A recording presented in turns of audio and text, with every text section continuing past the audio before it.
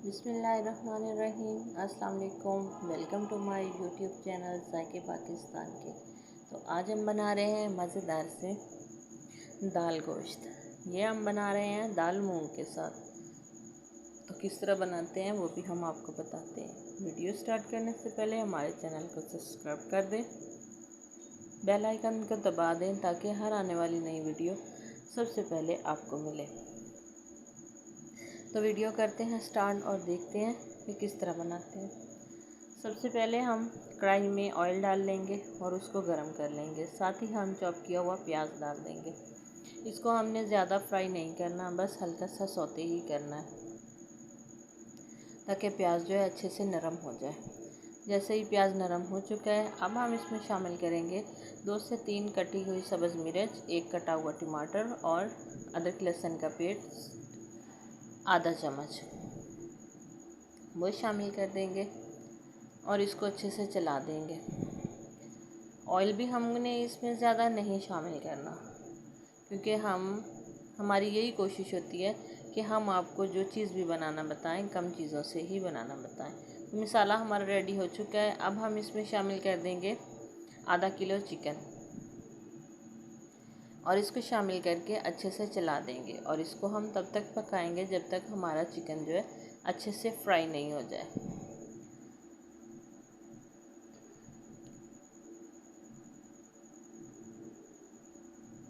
Chicken जो है हमारा काफ़ी हद तक रेडी हो चुका है। अब हम इसमें मसाला शामिल करेंगे। सुरख मिर्च आधा चम्मच, हल्दी आधा चम्मच, गरम धनिया आधा चम्मच, नमक 1 चम्मच। नमक आप अपने टेस्ट के मुताबिक डाल सकते हैं, कम या ज़्यादा कर सकते हैं। तो हम चिकन को अच्छे से फ्राई करेंगे थोड़ा थोड़ा पानी डाल के, ताकि चिकन जो है हमारा अच्छे से रेडी हो जाए। इसको हम मिक्स करते रहेंगे और इसको चलाते रहेंगे। साथ ही हम इसमें शामिल कर देंगे दाल मूंग, जिसको मैंने 1 घंटा पहले भिगो दिया था और इसको मैंने अच्छे से वॉश कर लिया था।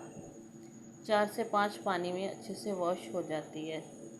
तो बस यही है कि दाल को आप अच्छे से वॉश करें ताकि इस पे जो केमिकल लगे होते हैं वो अच्छे से साफ़ हो जाए। वो शामिल करके हम इसको अच्छे से फ्राई करेंगे।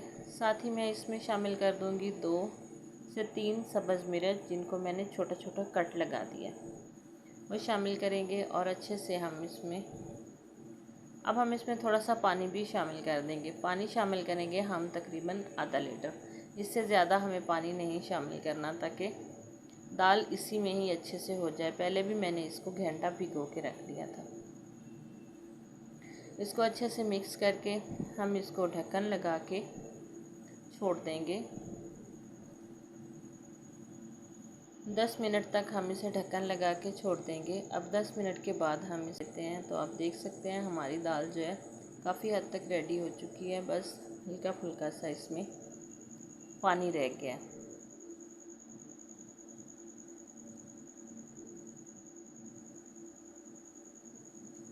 तो अब हम इसमें डाल लेंगे। अब हम इसको ऐसे ही छोड़ देंगे ताकि हमारी दाल जो है जो बाकी रह गई है वो भी सही हो जाए और पानी जो है वो भी ख़त्म हो जाएगा। बस हम इसको हल्का है ढक्कन लगाएंगे, फुल ढक्कन नहीं लगाएंगे, हाफ़ ढक्कन में ही हम इसको पका लेंगे। तो दाल हमारी रेडी हो चुकी है।